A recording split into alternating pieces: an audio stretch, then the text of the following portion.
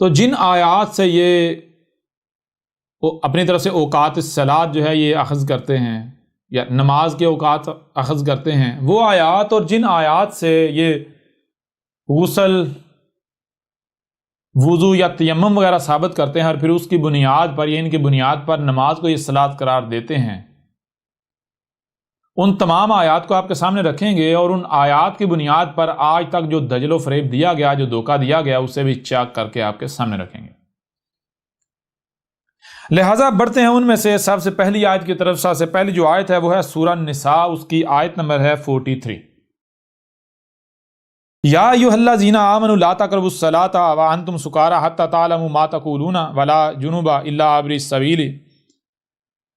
السبیل حتى تغتسلوا وان کنتم مرضى او على سفر او جاء احد منکم من الغائط او لمستم النساء فلم تجدوا ماء فتیمموا صعیدا طیبا فامسحوا بوجوہکم وایدیکم ان اللہ کان عفوا غفورا۔ یہ سب سے پہلے ترجمہ ہے فتح محمد جالندری کا، لکھا ہے، مومنو جب تم نشے کی حالت میں ہو تو جب تک ان الفاظ کو جو منہ سے کہو سمجھنے نہ لگو نماز کے پاس نہ جاؤ، اور جنابت کی حالت میں بھی نماز کے پاس نہ جاؤ جب تک کہ غسل نہ کر لو۔ ہاں اگر بحالت سفر رستے چلے جا رہے ہو اور پانی نہ ملنے کے سبب غسل نہ کر سکو تو تیمم کر کے نماز پڑھ لو، اور اگر تم بیمار ہو، سفر میں ہو، یا تم میں سے کوئی بیت الخلاء سے ہو کر آیا ہو، یا تم عورتوں سے ہم بستر ہوئے ہو اور تمہیں پانی نہ ملے تو مٹی لو اور منہ اور ہاتھوں پر مسح کر کے تیمم کر لو، بے شک خدا معاف کرنے والا اور بخشنے والا ہے۔ اب یہ اگلا ترجمہ ہے احمد رضا خان بریلوی کا۔ اے ایمان والو، نشہ کی حالت میں نماز کے پاس نہ جاؤ جب تک کہ اتنا ہوش نہ ہو کہ جو کہو اسے سمجھو، اور نہ ناپاکی کی حالت میں بے نہائے مگر مسافری میں، اور اگر تم بیمار ہو یا سفر میں، یا تم میں سے کوئی قضائے حاجت سے آیا ہو، یا تم نے عورتوں کو چھوا اور پانی نہ پایا تو مٹی سے تیمم کر لو، پاک مٹی سے تیمم کرو تو اپنے منہ اور ہاتھوں کا مسح کرو، بے شک اللہ معاف کرنے والا اور بخشنے والا ہے۔ پھر اگلا ترجمہ ہے جناب ابو علا مودودی کا، لکھتے ہیں، اے لوگو جو ایمان لائے ہو، جب تم نشے کی حالت میں ہو تو نماز کے قریب نہ جاؤ۔ نماز اس وقت پڑھنی چاہیے جب تم جانو کہ کیا کہہ رہے ہو، اور اسی طرح جنابت کی حالت میں بھی نماز کے قریب نہ جاؤ جب تک کہ غسل نہ کر لو، الا یہ کہ راستہ سے گزرتے ہو، اور اگر کبھی ایسا ہو کہ تم بیمار ہو یا سفر میں ہو، یا تم میں سے کوئی شخص رفع حاجت کر کے آئے، یا تم نے عورتوں سے لمس کیا ہو اور پھر پانی نہ ملے تو پاک مٹی سے کام لو اور اس سے اپنے چہروں اور ہاتھوں پر مسح کر لو، بے شک اللہ نرمی سے کام لینے والا اور بخشنے والا ہے۔ اچھا، یہ سورہ نساء کی آیت نمبر 43 ہے،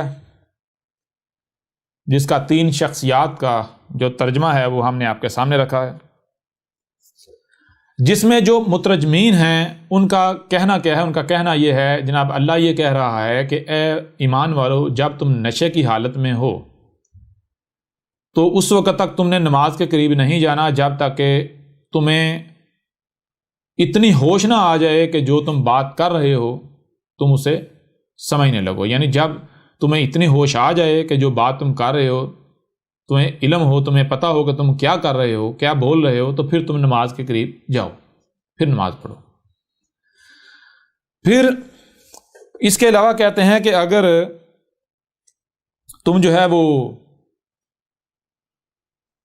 تمہیں غسل کی ضرورت ہے تو پھر غسل کر لو، اگر تم جو ہے وہ بغیر غسل کے نماز کے قریب نہیں جانا، اور اگر تم جو ہے وہ حالت سفر میں ہو یا مریض ہو، کوئی بیماری تمہیں لگی ہوئی ہے، بیمار ہو تم، یا پھر تم رفع حاجت یعنی پخانہ پیشاب وغیرہ کر کے آئے ہو اور پانی نہ ملے تو پھر کیا کر لو؟ پھر پاک مٹی لو اور اسے اپنے ہاتھوں اور چہروں پر مل لو۔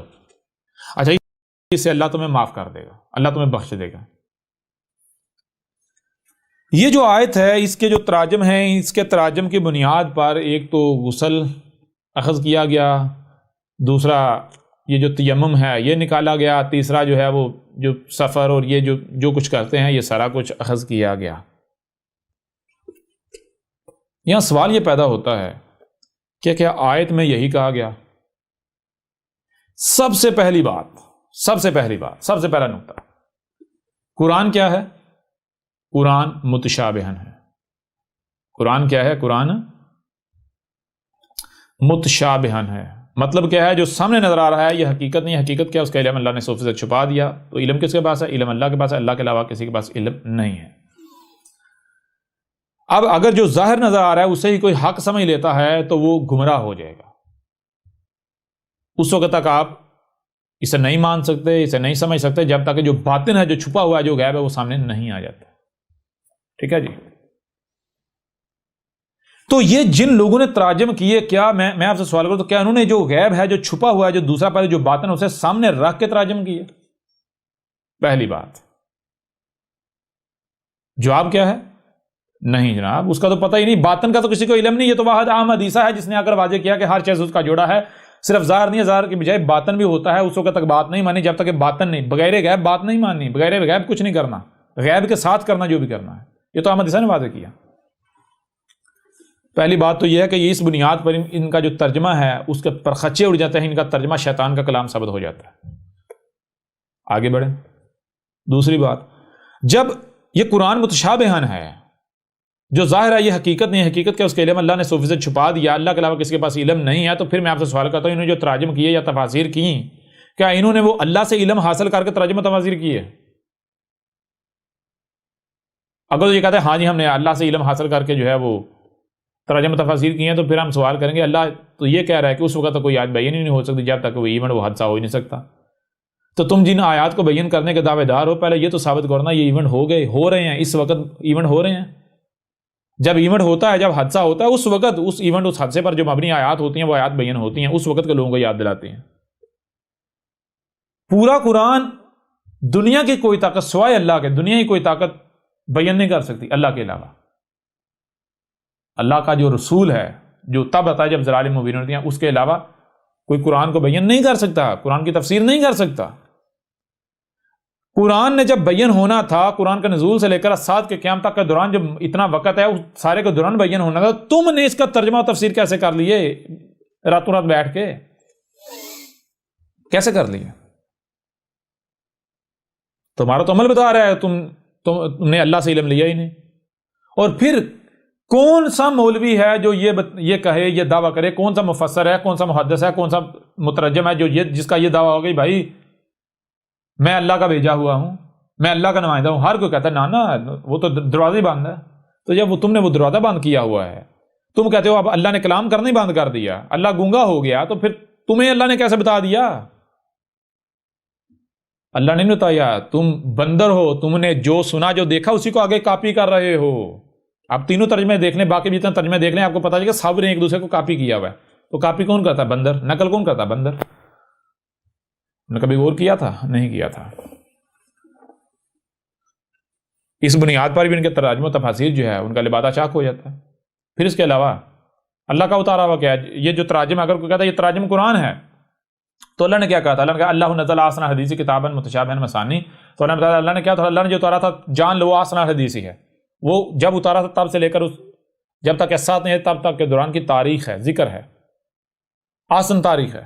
نمبر 1۔ نمبر 2 کتاباً ایک ہی کتاب۔ نمبر 3 متشابہ۔ نمبر 4 مثانی، آپس میں ربط ہے، جیسے ایک کے بعد 2، 2 کے بعد 3، 3 کے بعد 4، 4 کے بعد 5، 5 کے بعد 6۔ تو جتنے بھی تراجم و تفاسیر ہیں ان کو احسن الحدیث ثابت کرو، ان کو کتاباً ثابت کرو، ان کو متشابہاً ثابت کرو، ان کو مثانی ثابت کرو، تو کوئی ایک بھی ترجمہ، کوئی ایک بھی تفسیر نہ ہی احسن الحدیث ثابت ہوتا ہے، نہ ہی کتاباً ثابت ہوتا ہے، نہ ہی متشابہاً ثابت ہوتا ہے، نہ ہی مثانی ثابت ہوتا ہے۔ اللہ کہہ رہا ہے میں نے جو اتارا تھا کیا تھا؟ احسن الحدیث کتاباً متشابہاً مثانی۔ تو یہ جو ہے نہ کتاباً نہ احسن الحدیث ثابت ہو رہا ہے، احسن الحدیث تو چھوڑے اعلی حدیث ثابت نہیں ہو رہا، اعلی حدیث تو چھوڑے حدیث ثابت نہیں ہو رہا۔ جو الحدیث ثابت نہیں ہو رہا، احسن الحدیث ثابت نہیں ہو رہا، جو کتاباً ثابت نہیں ہو رہا، جو متشابہاً ثابت نہیں ہو رہا، جو مثانی ثابت نہیں ہو رہا، وہ اللہ کا اتارا ہوا کیسے ہو سکتا ہے؟ اب اگر کوئی اس کے پیچھے چلے گا، اس سے ہدایت کے نام پر جو کچھ کرے گا، تو وہ ہدایت پائے گا یا گمراہ ہوگا؟ اس کی رہنمائی اللہ کر رہا ہوگا یا وہ شیاطین کے پیچھے چل رہا ہوگا، مجرمین کے پیچھے چل رہا ہوگا، اپنے آباء و اجداد کے پیچھے چل رہا ہوگا؟ حقیقت آپ کے سامنے ہے۔ یوں اس لحاظ سے بھی ان کے تراجم و تفاسیر کے پرخچے اڑا دیے جی۔ پھر اس کے علاوہ مزید آگے بڑھیں، بھائی قرآن میں کیا ہے؟ کیا قرآن میں آیات ہیں یا بینات ہیں؟ دنیا کے ہر ملاٹے سے پوچھ لیں، ہر کوئی کہتا ہے قرآن میں آیات ہیں. آیات، آیت کی جمع ہے. آیت کسے کہتے ہیں؟ آیت کہتا ہے پوری شے کا چھپے ہوئے ہونا، پوری بات کا چھپے ہوئے نا، اس کا چھوٹا سا حصہ، چھوٹا سا پہلو سامنے ہونا. وہ جو چھوٹا سا حصہ، چھوٹا سا پہلو سامنے ہوتا ہے اسے کہتے ہیں آیت. تو جو سامنے ہوتا ہے وہ مکمل نہیں ہوتی، وہ مکمل بات نہیں ہوتی، مکمل شے نہیں ہوتی، وہ شے کا چھوٹا سا تھوڑا سا حصہ ہوتا ہے. اب جو تھوڑا سا سامنے ہوتا ہے اگر کوئی اسے ہی اصل اور مکمل سمجھ لے گا تو وہ ہدایت پائے گا یا گمراہ ہوگا؟ آپ خود بتا دیں. تو جب قرآن میں آیات ہیں تو آیات کو بیان کیا جاتا ہے، نہ کہ آیات کے تراجم کیے جاتے ہیں. آیت کا ترجمہ ہو ہی نہیں سکتا، جنہوں نے ترجمہ کس بنیاد پر کر لیے. پھر اس کے علاوہ جب آیات کو بیان کیا جاتا ہے تو کوئی جتنے بھی تراجم و تفاسیر ہیں ثابت کریں کوئی ایک بھی آیت بیان کی گئی. یہ تو تراجم ہیں، تراجم ہیں، آیت تو کوئی بھی بیان نہیں کی گئی. یہ تو جو اوپر لکھا ہوا ہے وہی انہوں نے نیچے ترجمہ کر دیا. تو جو آیت کو زبان سے تو آیت کہے، عمل سے آیت نہ مانے، جو زبان سے تو آیت کہے، عمل سے اسے بیان تسلیم کرے، تو کیا وہ ہدایت پا سکتا ہے؟ سوال ہی پیدا نہیں ہوتا. یوں اس پہلو سے بھی ان کا دجل، ان کا فریب چاک کر کے رکھ دیا. جتنے بھی تراجم ہیں، احمد عیسیٰ چیلنج کرتا ہے ہر اس ملاٹے کو، ہر اس شخص کو چیلنج کرتا ہے جو بھی یہ کہتا ہے کہ قرآن کے تراجم ٹھیک ہیں، تفاسیر ٹھیک ہیں. وہ تراجم تفاسیر سارے تو چھوڑے، کوئی ایک بھی ترجمہ وہ حق ثابت کر دے تو احمد عیسیٰ جو انعام کہے گا انعام دینے کو تیار ہے. احمد عیسیٰ اس کو 100 ارب ڈالر دینے کو تیار ہے. احمد عیسیٰ اس کے ساتھ جو سزا کہے گا وہ سزا بھگتنے کو بھی تیار ہے. آج ہے میدان میں. ہم نے آج سے 14 صدیاں قبل کیا کہا تھا؟ ہم نے کہا تھا، چیلنج کیا تھا کہ یا تو تم جو ہم نے اتارا ہے، جو ہم اتارتے ہیں خود کو، اس کے آگے سرنڈر کر دو، اس کو اپنے آپ کو اس کے آگے جھکا دو. اگر اپنے آپ کو جھکاتے نہیں تو پھر جاؤ اس کی مسل لے آؤ، اس کی مسل لے کر آؤ. تو تم لوگوں نے خود کو قرآن کے آگے جھکایا یا پھر مسل لے کر آئے؟ تم لوگ مسل لے کر آئے. اگر تم لوگوں نے قرآن کو جھکایا ہوتا تو تم یہ حرکتیں نہ کرتے. کیوں؟ قرآن کو اللہ کے علاوہ بیان کر ہی نہیں سکتا، تم خود کو اللہ کے آگے جھکاتے، غور و فکر کرتے. تم لوگوں نے کیا کیا؟ تم لوگوں نے قرآن کی مسل گڑی. یہ جو تمہارے تراجم ہیں، تفاسیر ہیں، بخاریاں ہیں، یہ قرآن کی مسلیں ہیں. دنیا کی کوئی طاقت انہیں القرآن، حاضر القرآن ثابت کر دے، جو انعام کہیں گے احمد عیسیٰ دینے کو تیار ہے. اور جو بھی ان تراجم و تفاسیر کو حق مانتے ہیں، جان لے وہ اپنے ملاٹوں کے پیچھے چل رہے ہیں، شیاطین کے پیچھے چل رہے ہیں. یہ تراجم و تفسیر اللہ کا کلام نہیں ہے، یہ جہالت ہے، گمراہیاں ہیں، یہ شیاطین کا کلام ہے. یہ جتنے بھی تراجم و تفسیر ہیں ان کو ملاٹوں کی جیب میں ٹھونسنا چاہیے، ان کو پکڑ کے آگ لگانی چاہیے. جتنے بھی ان کے تراجم و تفسیر ہیں، یہ رب کا کلام، اللہ کا کلام نہیں ہے، یہ ان مشرکین کا کلام ہے. انہوں نے اللہ کا ہمارا جو چیلنج تھا، ہمارا چیلنج قبول کرتے ہوئے انہوں نے مسئلیں لائیں، مسل گڑی. ٹھیک ہے نا؟ یہ ہیں حقائق.